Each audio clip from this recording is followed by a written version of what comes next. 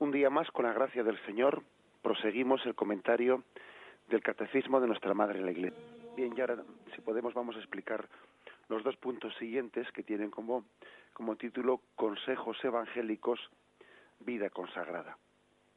El punto 915 dice así: los consejos evangélicos están propuestos en su multiplicidad a todos los discípulos de Cristo. La perfección de la caridad, a la cual son llamados todos los fieles, implica, para quienes asumen libremente el llamamiento a la vida consagrada, la obligación de practicar la castidad en el celibato por el reino, la pobreza y la obediencia. La profesión de estos consejos en un estado de vida estable, reconocido por la Iglesia, es lo que caracteriza la vida consagrada a Dios. Bueno, primera afirmación importantísima del Catecismo, que los consejos de la vida evangélica están propuestos para todos los discípulos de Cristo. Todo bautizado está llamado a vivir los consejos evangélicos, lo que se llama consejos evangélicos. Los consejos evangélicos pues son muchos, ¿no? Son en el fondo todos los consejos que el Señor nos dio como forma de vida, pero especialmente se concretan en la tradición de la Iglesia en tres: el consejo evangélico de la castidad, de la pobreza y de la obediencia. Bien, estos tres consejos evangélicos dice que son para todos los bautizados, para todos los bautizados. Pero algunos en concreto han recibido la vocación que se llama bien religiosa o bien de vida consagrada. Han recibido la vocación de vivirlos de una manera especial, con una profesión de unos votos o de unos compromisos, porque digo votos o compromisos porque es que dependiendo de las familias, no, pues los religiosos propiamente les llaman votos, los institutos seculares y otras formas de vida pues no les llaman votos, sino que igual les llaman promesas o les llaman compromisos. Pero bueno, digamos que aquí, dentro del apartado de vida consagrada, pues se mete tanto a los estrictamente a los que se llaman religiosos como a los que se llaman consagrados, en un sentido pues que no pertenecen a órdenes religiosas, pero se llaman institutos seculares, o también otras formas o familias de vida apostólica, sociedades de vida apostólica, etcétera. Bien, por lo tanto, los consejos evangélicos son para todos nosotros. De hecho, si os fijáis, cuando comienza la Cuaresma, la Iglesia predica para todos sus fieles, cuando les imponen la ceniza, les predica tres medios de santificación: limosna, ayuno y oración.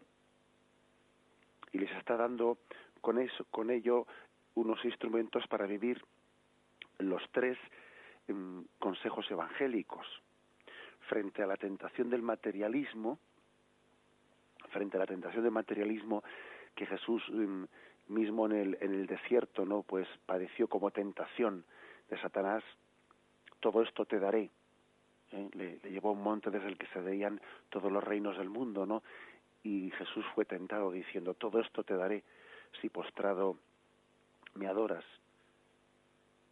Pues fijaros que ese consejo Jesús hizo frente, ¿no?, a aquella tentación de Satanás del materialismo, y la Iglesia predica la limosna. Predica la limosna frente al materialismo, el desprendimiento generoso de nuestros bienes. Por tanto, a nivel de virtud, nosotros estamos llamados, todos los bautizados están llamados a vivir este consejo evangélico, pues al nivel de tener un corazón desprendido de los bienes materiales, un corazón dispuesto a ayudar a los pobres. En la vida religiosa consagrada, esto no es que sea únicamente una virtud es que debe de ser un estado de vida mediante una promesa, mediante un voto de pobreza. No es que al religioso, al consagrado, no es que se le inste a ser generoso y desprendido de los materiales, no, es que lo asume como estado de vida, el no tener nada, el renunciar a disponer de bienes materiales.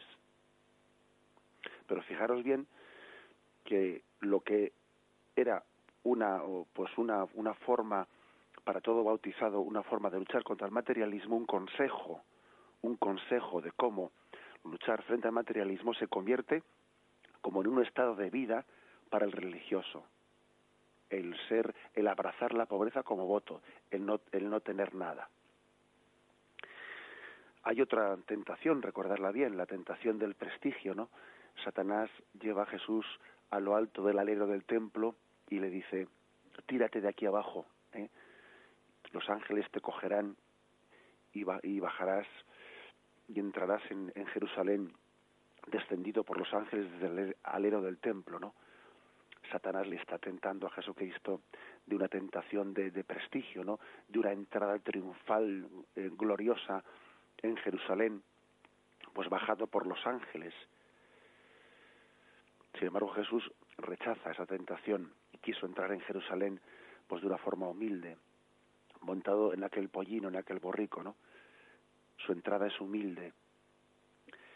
Pues bien, es la tentación del prestigio, la tentación del poder, ¿no? La tentación de esa especie de forma deslumbrante y apabullante, ¿no? En la que todo el mundo nos gusta sencillamente tener éxito, tener poder, ¿no? Que no haya nadie que se nos resista, ¿no? Y frente a esa tentación, la Iglesia nos predica la humildad y predica, por ejemplo, en la Cuaresma, predica la oración. Sé humilde, la oración es la sumisión a la voluntad de Dios. Jesús eligió, frente a esa tentación del prestigio, de entrar en Jerusalén de esa forma, eligió el camino de la humildad. Eligió el camino de la humildad, de entrar de otra forma distinta en Jerusalén. El camino de la humildad que a nosotros, a todo bautizado, se le predica mediante la oración. Sé humilde, sométete a la voluntad de Dios. La oración es la búsqueda de la voluntad de Dios, el alejamiento de esa especie de búsqueda de gloria propia y la búsqueda de la gloria de Dios. Cuando uno ora, está buscando la gloria de Dios y no la gloria propia. Está buscando que haciendo la voluntad de Dios no encuentre uno el propio sentido de su vida, pero haciendo la voluntad de Dios. Pues bien, esto que a todos los fieles cristianos no se nos aconseja que hagamos, ¿no? Pues en el religioso, en el consagrado, pasa a ser un estado de vida mediante el voto o la promesa de obediencia. Se somete en un voto, en una promesa de obediencia a un superior, a un responsable, de manera que busca hacer la voluntad de Dios mediante ese voto de obediencia a un superior, mediante esa promesa de obediencia, ¿no?, a un responsable dentro de esa estructura de vida consagrada de la Iglesia. Y la tercera tentación que Jesús tuvo pues en el desierto: haz que estas piedras se conviertan en pan. Jesús es tentado pues de lo que la carne le está pidiendo en ese momento, ¿no? Es tentado de la tentación del placer. Lo que el cuerpo le pide es comer, porque estaba haciendo ayuno y lo que quería era romper ese ayuno, y lo que su cuerpo le pedía era sencillamente dar satisfacción a lo que la carne le pedía. Y Jesús Jesús rechaza esa tentación diciendo: no solo de pan vive el hombre. Es decir, no solamente en el hombre no solamente hay un cuerpo, hay también un alma. No solamente que da satisfacción a lo que el cuerpo pide, por encima de ello tenemos un alma espiritual que debe de prevalecer, ¿no?, sobre lo que la carne nos pide. Y bien, y por lo tanto la Iglesia a todos los bautizados les da el consejo del ayuno, del ayuno o la mortificación, el sacrificio, una forma de alguna manera de imitar a Jesucristo, de cómo en el desierto él rechazó la tentación de convertir aquellas piedras en panes.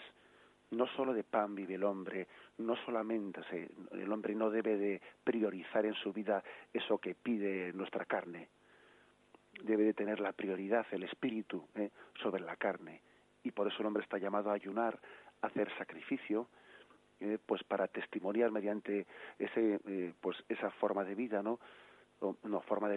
mediante ese consejo evangélico, pues que tenemos que hacer frente a esa tentación. Y los religiosos o los consagrados lo hacen, esa lucha contra la carne lo hacen mediante un voto, mediante una promesa, que es el voto de virginidad, el voto de castidad, testimoniando de esa forma la prioridad del espíritu sobre la carne. Es decir, que todos estamos llamados a vivir los consejos evangélicos. Los cristianos bautizados mediante el ejercicio de las virtudes.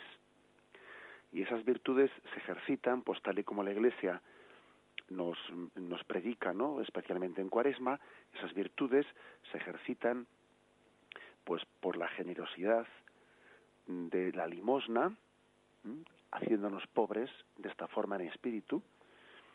También se ejercitan por la oración, haciéndonos humildes, y también se ejercitan por el ayuno y el sacrificio, haciéndonos sacrificados, ¿no? Y mortificando a la carne.